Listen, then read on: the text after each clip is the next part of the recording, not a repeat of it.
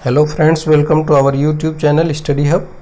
आज हम आपके लिए एक बहुत ही इम्पॉर्टेंट टॉपिक ले आए हैं। साइंस में फिजिक्स का एक टॉपिक है लाइट।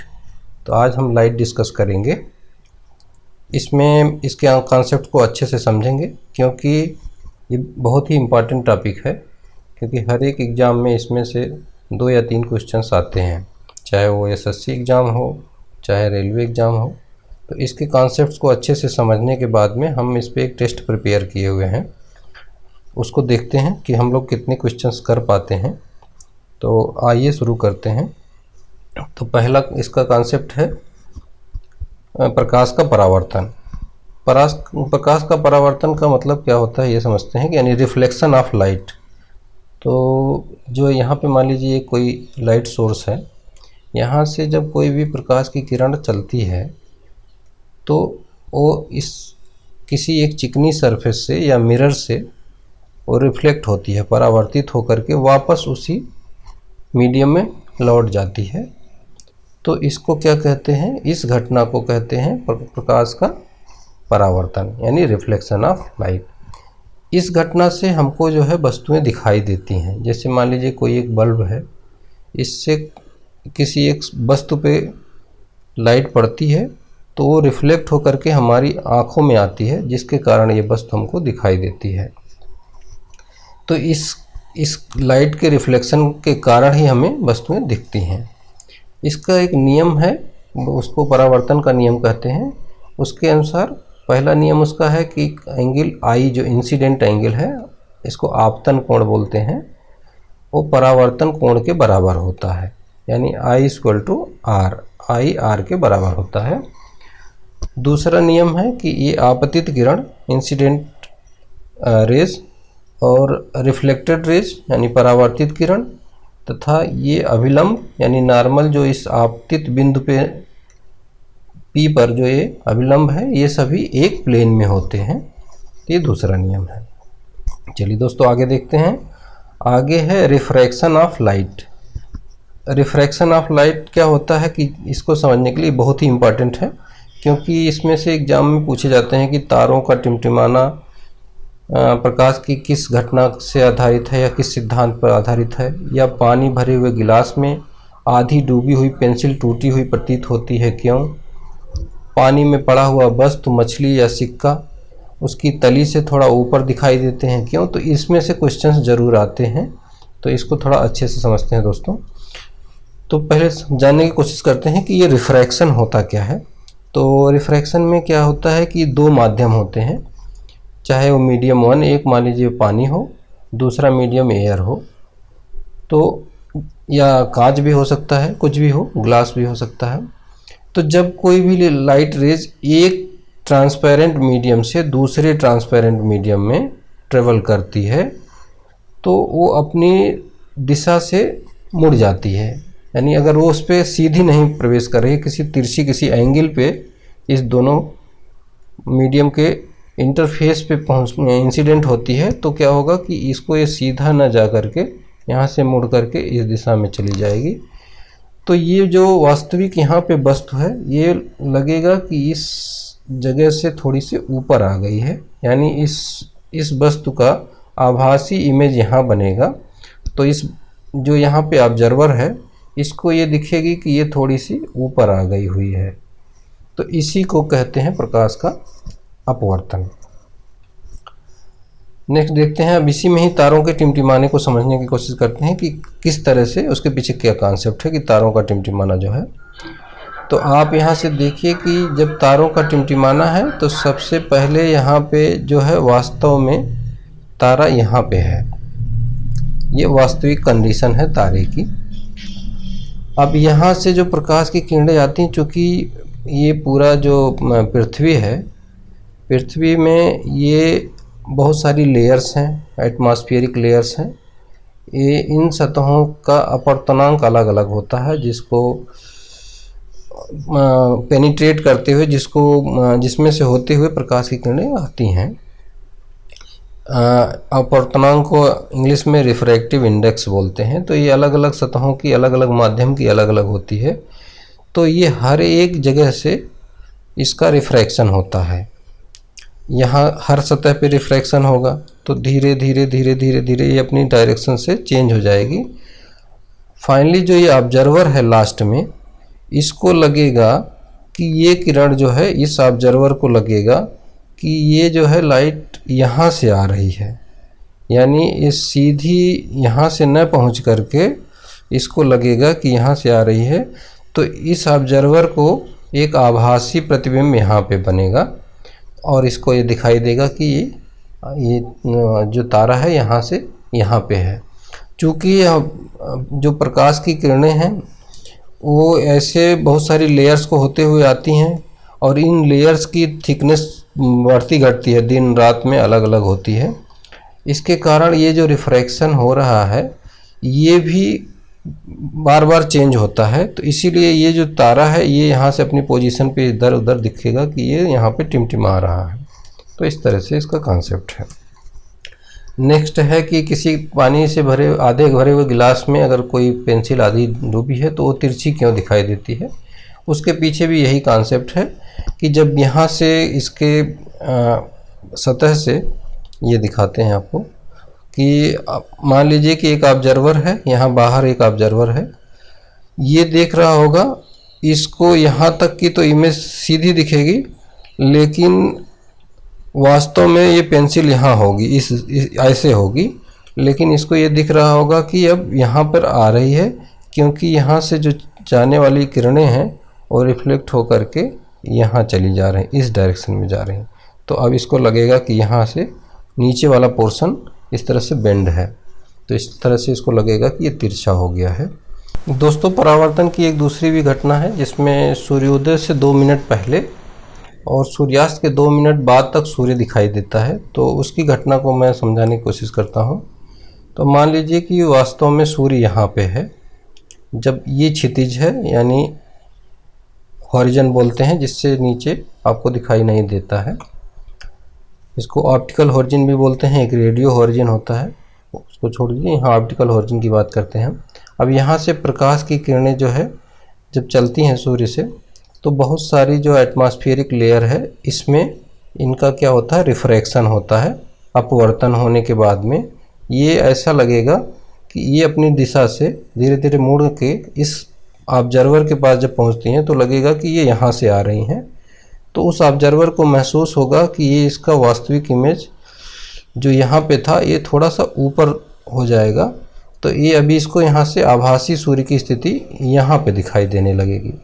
इस तरह से सेम घटना सूर्योदय के समय और वही घटना सूर्यास्त के समय होता है। इसीलिए 2 मिनट पहले सूर्य हमको दिखने लगता है सूर्योदय से पहले, और सूर्यास्त के 2 मिनट बाद तक भी हमको सूर्य दिखता है।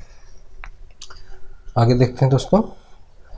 अगला है कि total internal reflection of light, यानी प्रकाश का पूर्ण आंतरिक परावर्तन। जैसा कि इसके नाम से ही स्पष्ट हो रहा है कि इसका पूरी तरह से आंतरिक परावर्तन है, यानी जिस माध्यम में लाइट रेज जा रही होगी उसी माध्यम में वापस आ जाएगी। तो यानी यहाँ पे देखिए, अगर एक यहाँ से कोई एक सघन माध्यम है वाटर और ये विरल माध्यम है हवा, एयर, तो जब इस माध्यम से कोई भी रेज इंसिडेंट होती है दोनों के इंटरफेस पे, तो क्या होगा, यहाँ से ये इसका ये मान लीजिए अभिलंब है यानी नॉर्मल है, तो इस नॉर्मल से दूर हट जाती है। लेकिन अगर ये इंसिडेंट एंगल जो यहाँ पे θ1 लिखा है इसको हम बढ़ाते जाएं तो एक ऐसी कंडीशन आएगी कि ये जो इंसिडेंट रेज है वो दोनों के सरफेस के पैरेलल निकल जाएगी। तो इस एंगल को कहते हैं क्रिटिकल एंगल यानी क्रांतिक कोण, इसको कहते हैं क्रांतिक कोण। अब इस एंगल को और थोड़ा सा बढ़ा दें, तो ये यहाँ अगले फिगर में दिख रहा है कि ये इसको और थोड़ा बढ़ा दिया तो ये जो इधर से इंसिडेंट रेज है वो रिफ्लेक्ट बैक हो करके वापस उसी मीडियम में चली जाती है। इसी घटना को टोटल इंटरनल रिफ्लेक्शन कहते हैं। तो इस पे बहुत इंपॉर्टेंट है, इस पे बहुत सारे एग्जाम में क्वेश्चन आते हैं कि हीरे के चमकना, रेगिस्तान की मरीचिका, फाइबर ऑप्टिक्स, पानी में पड़ी हुई परख नली का चमकना और पानी में एयर बबल्स का चमकना। इस तरह के क्वेश्चन जो है रियल लाइफ में जो इवेंट्स हैं या घटनाएं हैं उस पे आधारित क्वेश्चंस पूछे जाते हैं। तो एक एक करके देखते हैं दोस्तों। अब हीरे के चमकने में देखते हैं कि किस तरह से टोटल इंटरनल रिफ्लेक्शन होता है। तो हीरे में लगभग क्रांतिक कोण जो होता है वो 24 डिग्री के आसपास होता है। तो ये जो यहाँ पे क्रिटिकल एंगल है ये लगभग 24 डिग्री होता है। तो मान लीजिए कोई प्रकाश की किरण यहाँ से पड़ी इसके अंदर, तो ये एयर है और ये जो है डायमंड है। तो यहाँ पे ये अंदर पेनिट्रेट करके जब ये रेज जाएगी, फिर इसका यहाँ पे इस पर्टिकुलर सरफेस पे इसका रिफ्लेक्शन होगा, क्योंकि ये इसका जो है एक क्रिटिकल एंगल जो है 24 है और ये इससे ज़्यादा एंगल पे इंसिडेंट हो जाती है। तो ये अंदर फिर गई, ये दूसरी सरफेस से फिर रिफ्लेक्ट बैक होगी, क्योंकि इसका भी यहाँ पे भी 24 डिग्री से ज़्यादा इंक्लिनेशन पे इस सरफेस पे ये इंसिडेंट होती है। इसी तरह से ये इसमें घूमती रहेगी। बाद में जब चूँकि अभी हम आपको बताएंगे कि जो सूरज से जो प्रकाश आता है जिसको व्हाइट लाइट बोलते हैं, यानी श्वेत प्रकाश की किरण, उसमें 7 कलर होते हैं, विबग्योर नाम से याद रखेंगे। तो उसमें जो है आप देखेंगे कि चूँकि हर एक कलर का तरंग दैर्ध्य अलग होता है, यानी वेव लेंथ अलग होती है, तो उनको के ट्रेवल करने की इस मीडियम में ट्रेवल करने की स्पीड अलग अलग होगी। उसके बाद में अलग अलग कलर अलग अलग टाइम पे निकलेंगे, इसीलिए यहाँ पे जब वो निकलती है तो अलग कलरफुल चमकता हुआ डायमंड दिखता है। नेक्स्ट है कि रेगिस्तान की मरीचिका, यानी मिरज या इल्यूजन बोलते हैं। कभी कभी हमको सड़कों पे भी जब हम चलते हैं तो गर्मी के सीजन में कभी कभी दिखेगा कि आपको बहुत दूर की सड़क जो है वो उसमें लगेगा कि पानी पड़ा हुआ है। तो ये भी एक इल्यूजन है। तो इसको समझने की कोशिश करते हैं, ये भी कभी कभी एग्जाम में पूछता है। तो इसमें देखिए, मान लीजिए ये यहाँ पे सूर्य है, तो सूर्य से ये जो प्रकाश की किरणें यहाँ आई, तो ये यहाँ अगर सीधा चली गई तो इसको ये दिखेगा कि ये यहाँ पे कोई भी एक पेड़ है। अब ये क्या होती हैं, यहाँ से रिफ्लेक्ट होके कुछ किरणें पृथ्वी पड़ के वापस यहाँ जाती हैं, और चूंकि यहाँ पे गर्मी ज़्यादा है और रेगिस्तान है तो सतह की जो एयर है वो थोड़ी ज़्यादा गर्म हो जाती है, इसलिए वो सघन हो जाती है, विरल हो जाती है। और ऊपर की जो किरणें होती हैं, यानी ऊपर की एयर की जो लेयर होगी वो डेंस रहेगी और यह नीचे वाली जो है वो विरल होती है। तो यहाँ से जो चलती है, यहाँ से इसमें भी टोटल इंटरनल रिफ्लेक्शन होने के बाद में वापस इस ऑब्जर्वर के पास पहुँचती है। तो इसको लगता है कि इसके अंदर एक और इमेज बन रही है, तो इसको आभास होता है कि शायद यहाँ पानी होगा, इसलिए यहाँ पे इसका एक इमेज बन रहा है। अगला देखते हैं दोस्तों। ये एग्जाम्पल है फाइबर ऑप्टिक का। फाइबर ऑप्टिक में अभी आप हम देखेंगे कि इससे जितने भी कम्युनिकेशंस वगैरह में यूज होते हैं तो टोटल इंटरनल रिफ्लेक्शन की प्रिंसिपल पे आधारित होता है। जैसे मान लीजिए यहाँ पे एक लाइट रेज जाती है, फिर एसी के अंदर ही रिफ्लेक्ट होती रहेगी और ऐसे करते हुए बाहर निकल जाएगी, बाद में यहाँ से निकलेगी। तो ये फाइबर होता है। फाइबर में एक पार्ट होता है अंदर का कोर, उसका रिफ्रैक्टिव इंडेक्स ज़्यादा होता है। बाहर वाला एक पोर्शन होता है उसको क्लैडिंग कहते हैं, उसका रिफ्रैक्टिव इंडेक्स यानी अपवर्तनांक थोड़ा कम रहता है, जिसके कारण यहाँ पे टोटल इंटरनल रिफ्लेक्शन की घटना संभव हो पाती है। तो एक एग्जांपल में यहाँ दिखाया है कि कैसे ही लेज़र लाइट से कम्युनिकेशन के लिए यूज होता है। और यहाँ पे देखिए, ये जो लेज़र से निकलने वाली लाइट है उस कोर में इस एंगल से इंसिडेंट किया जाता है कि उसका क्रिटिकल एंगल से ज़्यादा हो, क्योंकि इसमें क्रिटिकल एंगल लगभग 48.8 डिग्री होता है। तो ये 60 डिग्री के आसपास अगर इसमें इंसिडेंट किया तो वापस उसी ही मीडियम में ये रिफ्लेक्ट होकर के जाएगी। तो ये 48 डिग्री तो ये वाटर के रिस्पेक्ट में है, वाटर और एयर इंटरफेस में। इसी तरह से उस दोनों के रिफ्रैक्टिव इंडेक्स के बेसिस पे हम उसका क्रिटिकल एंगल निकालते हैं और उसी एंगल, उससे ज़्यादा एंगल से हम इंसिडेंट रेज उस मीडियम में डालते हैं, तो अंदर ही टोटल इंटरनल रिफ्लेक्शन होते हुए ट्रेवल करती है। नेक्स्ट देखते हैं। नेक्स्ट है डिस्पर्सन ऑफ लाइट, यानी प्रकाश का वर्ण विक्षेपण। जैसे इसके नाम से ही स्पष्ट हो रहा है कि इसके कलरों का वर्ण को विक्षेपित हो जाता है, यानी इसके कलर अपने ओरिजिनल कलर्स में अलग हो जाते हैं, तो इसी को क्या कहते हैं, वर्ण विक्षेपण। तो जब कोई भी प्रकाश की किरण यानी व्हाइट लाइट जिसको बोलते हैं किसी एक प्रिज्म से गुजरती है तो आपस अपने कंपोनेंट कलर्स में डिवाइड हो जाती है। तो वो जो कलर्स हैं वो विबग्योर नाम से याद रखते हैं, या इसको बैजानी हपी नाला नाम से भी याद रख सकते हैं। तो वी का मतलब है वायलेट, आई का मतलब इंडिगो, बी का मतलब ब्लू, जी का मतलब ग्रीन, वाई का मतलब येलो, ओ का मतलब ऑरेंज, आर का मतलब रेड। तो ये नीचे से ऊपर अगर इसको विबग्योर याद रखें तो ये नीचे से ऊपर का यही कलर है। और इसमें ये वेवलेंथ जो होती है लेमडा जिसको कहते हैं, ये वेवलेंथ जो है नीचे की सबसे कम, ऊपर सबसे ज़्यादा। तो रेड कलर का जो है वेवलेंथ सबसे ज़्यादा होगा और वायलेट का सबसे कम होता है। तो इसी की घटना से हमको इंद्रधनुष बनने की जो घटना है वो इसी डिस्पर्सन पे आधारित है, लेकिन उसमें और भी 2-3 घटनाएं होती हैं। तो आइए देखते हैं इंद्रधनुष कैसे बनता है।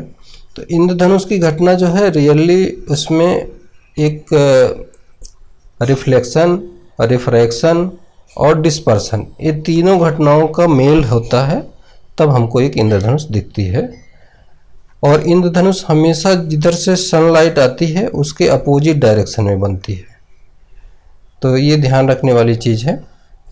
नेक्स्ट है, अब हम जानने की कोशिश करते हैं वेवलेंथ क्या है, क्योंकि अभी हमने वेवलेंथ आया तो एग्जाम में ये भी पूछा जाता है कि कौन सी, इससे अभी आप देखेंगे आकाश का रंग नीला क्यों दिखाई देता है, इसको डिस्कस करने में, एक्सप्लेन करने में आसानी होगी। तो इसलिए यहाँ पे हम थोड़ा सा देखने की कोशिश करते हैं वेवलेंथ और उसके एनर्जी का रिलेशन, यानी ऊर्जा कितना होगा।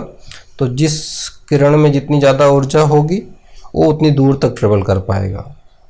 तो अभी हम देखेंगे कि ये वेवलेंथ क्या होता है कि जब कोई भी प्रकाश की किरण या कोई भी वेव यानी किरण जब चलती है, तो मान हमने एग्जाम्पल के लिए एक ऐसा साइनसॉइडल वेव लिया है, इसमें जो 2 पॉइंट आते हैं जो आइडेंटिकल पॉइंट हैं, उनके बीच की जो डिस्टेंस है उसको क्या कहते हैं, वेवलेंथ कहते हैं। चाहे वो 2, इसको श्रृंग बोलते हैं हिंदी में, क्रेस्ट को, यानी या गर्त इसको बोलते हैं। तो 2 श्रृंगों के बीच में या 2 गर्तों के बीच में जो डिस्टेंस होती है उसको क्या बोलते हैं, वेवलेंथ, यानी तरंग दैर्घ्य कहते हैं। तो इसकी यूनिट जो है मीटर होती है।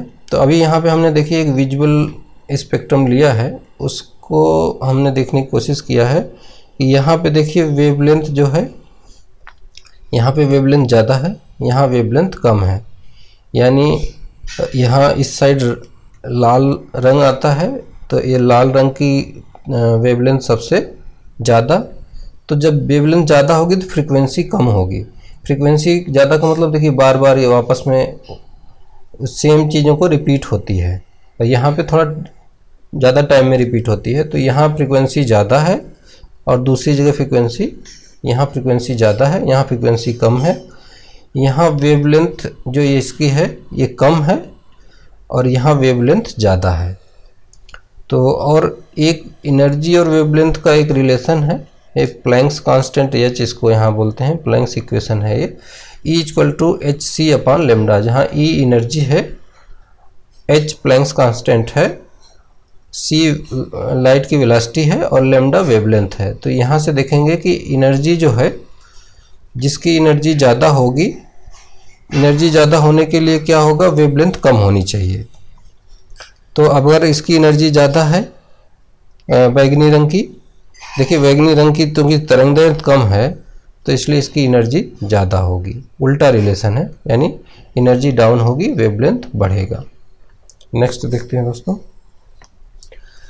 अब डिफ्रैक्शन ऑफ लाइट जानने की कोशिश करते हैं कि प्रकाश का विवर्तन किसे कहते हैं। प्रकाश का विवर्तन का मतलब होता है, इसको समझने के लिए हम एक एग्जांपल समझते हैं कि जब कभी भी सुबह के टाइम में किसी भी खिड़की या दरवाजे से जब लाइट आती है तो हमको बहुत सारी फ्रिंजेस टाइप की दिखती हैं, कि कहीं पे लाइट होगी, फिर बीच में डार्क पट्टी आएगी, फिर ब्राइट पट्टी आएगी, फिर डार्क पट्टी आएगी, इस तरह से यहाँ बनता है।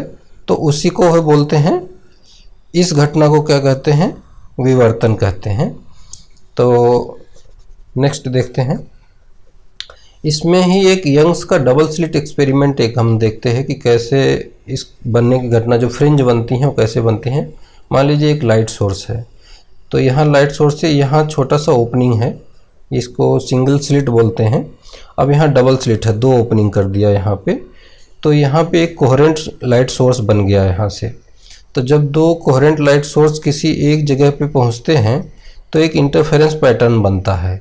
इंटरफेरेंस पैटर्न में ये डिपेंड करेगा कि ये इनके बीच की डिस्टेंस जो दोनों स्लिट्स है और इस डबल स्लिट से स्क्रीन के बीच की डिस्टेंस पे डिपेंड करता है।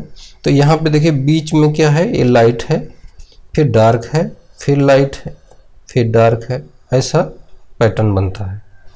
इसको और अच्छे से देखने के लिए एक इमेज ये देखिए, इसमें क्या है कि आप देखेंगे कि यहाँ पे एक लाइट सोर्स है, यहाँ से 2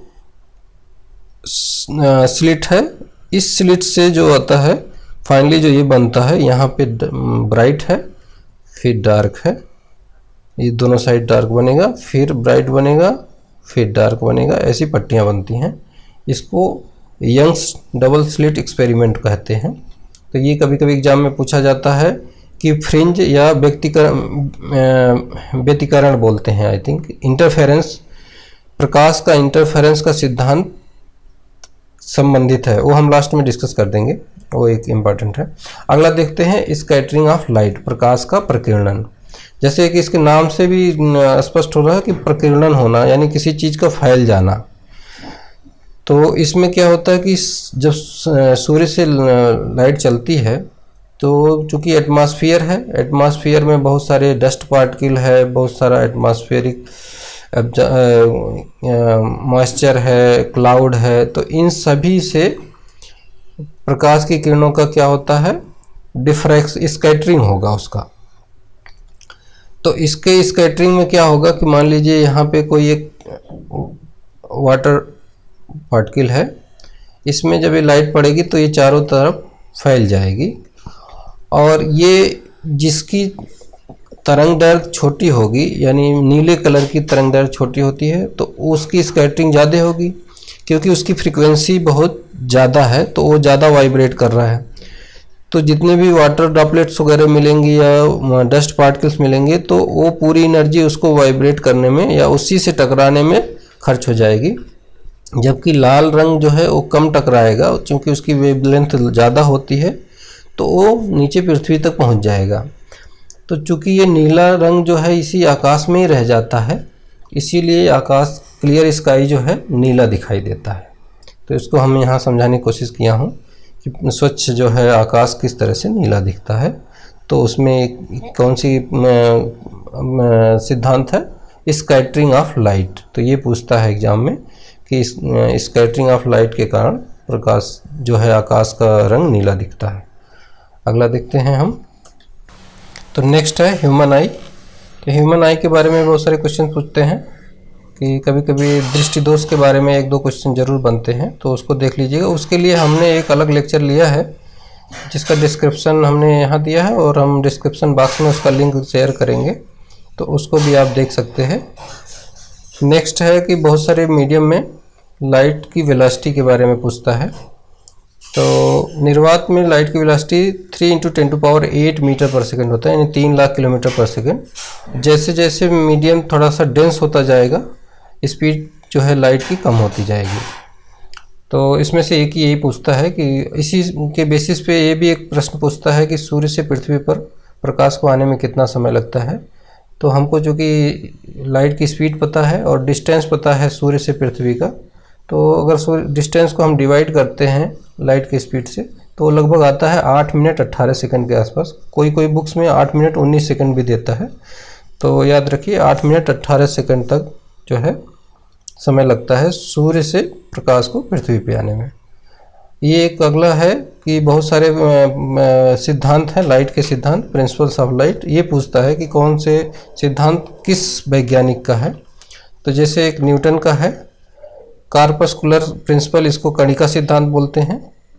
हाइगन का है वेव थियरी ऑफ लाइट, इसको बोलते हैं तरंग सिद्धांत।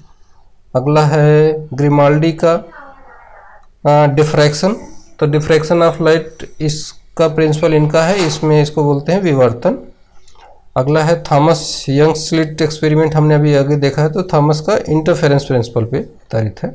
अगले वीडियो में मिलते हैं। Thank you for watching our YouTube channel study.